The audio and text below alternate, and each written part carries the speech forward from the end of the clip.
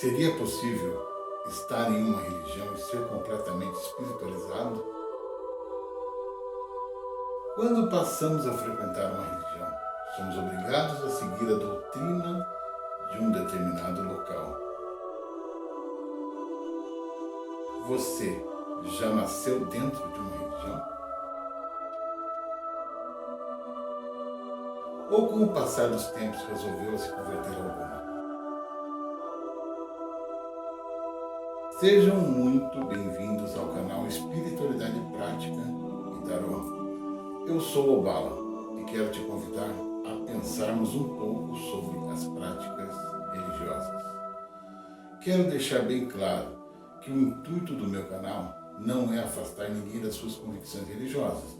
Muito pelo contrário disso, quero fazer você otimizar a sua espiritualidade e levar mais espiritualidade para a sua religião, caso você tenha uma. A questão que me preocupa é a falta de renovação em alguns segmentos religiosos. Há muitos religiosos ainda levando medo como prática espiritual, ou quando não, se tornam arrogantes e altivos, senhores de todo o saber. É um caminho muito fácil de se perder, com toda certeza. Ao concluir tudo que você aprendeu como certo, vai chegar uma hora que irá buscar reconhecimento e notoriedade. É bem comum pessoas se colocarem em posição de confronto com outras, mesmo disfarçadamente, com algum tom de brincadeira ou não. O grande problema é que nossa cultura religiosa vem de nossos antepassados.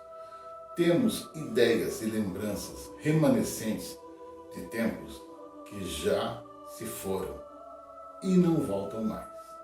Nessa tentativa de fazer o que achamos certo, acabamos como os nossos pais. Pois nosso subconsciente tem todas esses registros gravados como se fosse um HD com uma capacidade incrível de armazenamento. Você duvida disso? Então vamos a um pequeno exemplo. Se você tem um cachorro em sua casa, já deve ter observado. Ou se não tem, deve ter visto em uma outra oportunidade. Alguns cães, ao se deitar, costumam dar uma ou duas voltas no lugar escolhido para se deitar.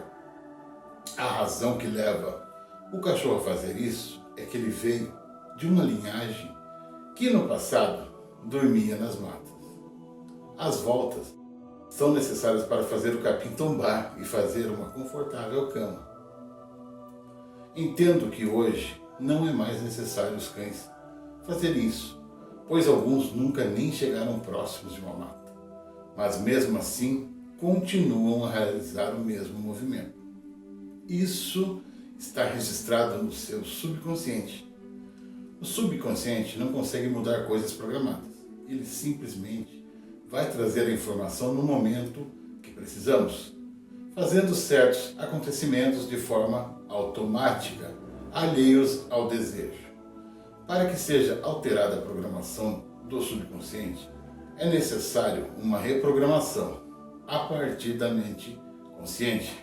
Como os animais não têm a capacidade de questionar os acontecimentos, essa programação vai acontecer de uma geração a outra, ou seja, depois de algumas gerações de cães nascendo em ambiente humanizado, vai se reprogramando a nova informação que aquele movimento circular não é mais necessário.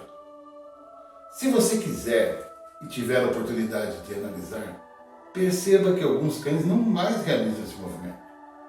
É mais fácil em cães de raça controlada do que cães mestiços ou os vira-latas.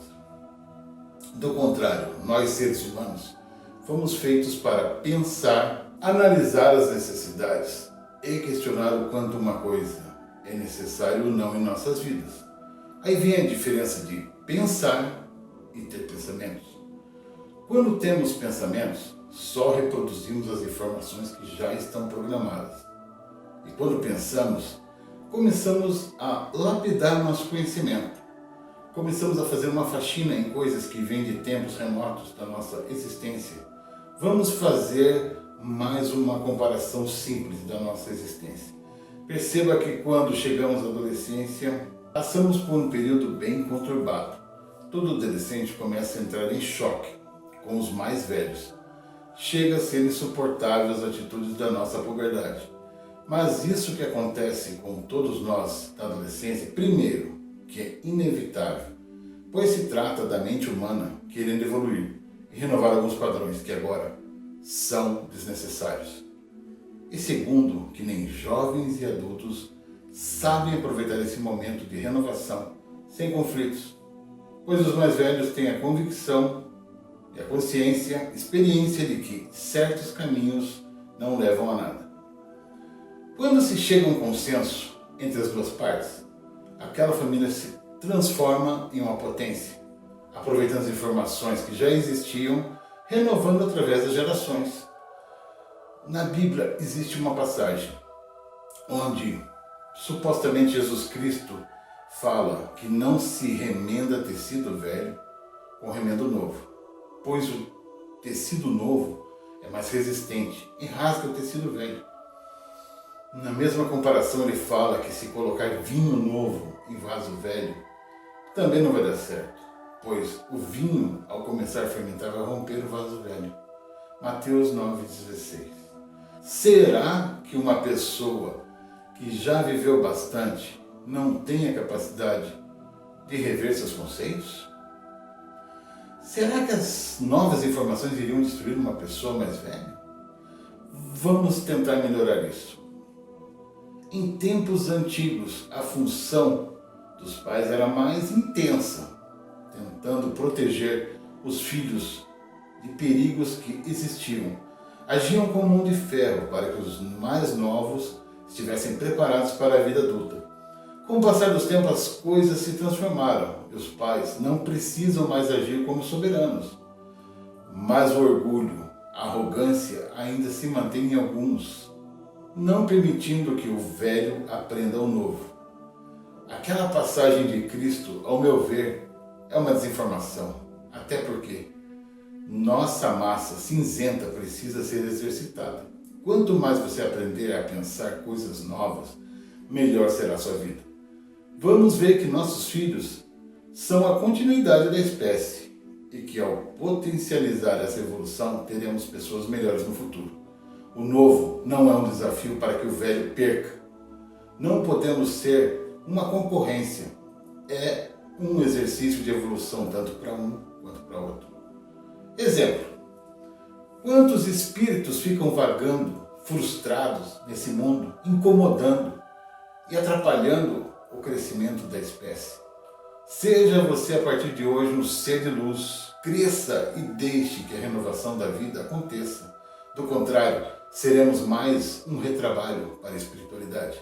Agora vamos aplicar isso na religião. Religião. Qual a proposta?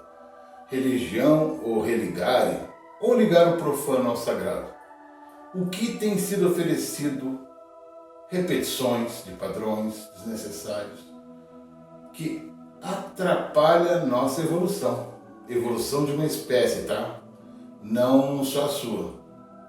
Pare de ter medo de embalagens de iogurte, garrafas de refrigerantes ou fitas presas em para-choques. Espiritualidade é totalmente diferente de religião. Você passa a se vigiar mais. Começa a tratar atitudes ruins e trocar por nova visão de vida. Percebe que suas dificuldades são etapas de um caminho longo. E você começa a notar que seus problemas são frutos que você mesmo plantou. Você consegue perceber a sua reação diante de dificuldades. Sim, a dificuldade terá o tamanho que você quiser. Se fugir, cresce. Se tentar entender, você cresce. Na minha ignorância, vejo o cenário religioso como o ato de ter pensamentos, sem questionar, e seguir no fluxo.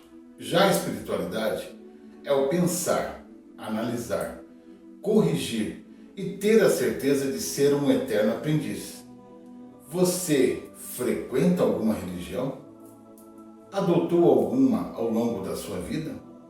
Agora digamos que nós estamos em um grande hospital, onde só tem um médico e só um tipo de remédio. Você concorda que pessoas diferentes em diferentes níveis vibracionais devem ser tratadas iguais? Ou seja, o mesmo remédio para o câncer cura a gripe? Agora eu vou falar para você que é membro de algum segmento religioso. Não estou falando para os sacerdotes. Esses têm noção de seus erros. Não saia da sua religião. Não faça uma nova, como vemos por aí. Mas comece a se espiritualizar mais. Abandone as ideias de agradar homens. Isso mesmo, religião feita por homens para homens. Esqueça o conceito que religião tem que te dar todos os tesouros da terra. Ao olhar para os reis poderosos da Bíblia e só enxergar que Deus trouxe as bênçãos, você deixa de lado o fator história da coisa. O tesouro não caiu do céu. 2, era fruto de pilhagem de guerra. Muito sangue derramado, justificado em nome de Deus. Digamos que a vida é um barco a remo e tem 2 remos obrigatórios. Um se chama trabalho e desenvolvimento, o outro religião e espiritualidade. Caso você decida usar só um remo de um lado, o barco só vai girar no mesmo lugar. Caso jogue um no fundo do rio e resolva remar com o outro, dos 2 lados você começa a navegar, com dificuldade, mas vai, lento, mas ainda assim continua. Só que quando a correnteza do rio aumentar, vai ficar difícil. Vai faltar o outro remo para conseguir seguir em frente com um bom desempenho, pois diante de uma correnteza, remando com um remo só, vai ter momentos que você vai ser jogado para trás, obrigado a fazer o caminho novamente.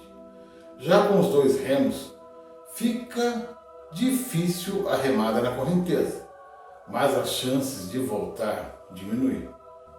No meu modo de ver, as coisas são assim. Não devemos ser fanáticos e seguir a correnteza. Não devemos ser céticos ao ponto de concluir que essa vida é o ápice da nossa existência. Mas viver aqui buscando algo melhor para a humanidade e para a nossa eternidade. Enfim, espero ter trazido uma boa reflexão. Não sou o dono da verdade. Por essa razão, espero que você comente aqui no vídeo a sua opinião a esse respeito. Quero aprender mais e mais sempre. Muito amor, muita luz. Namastê.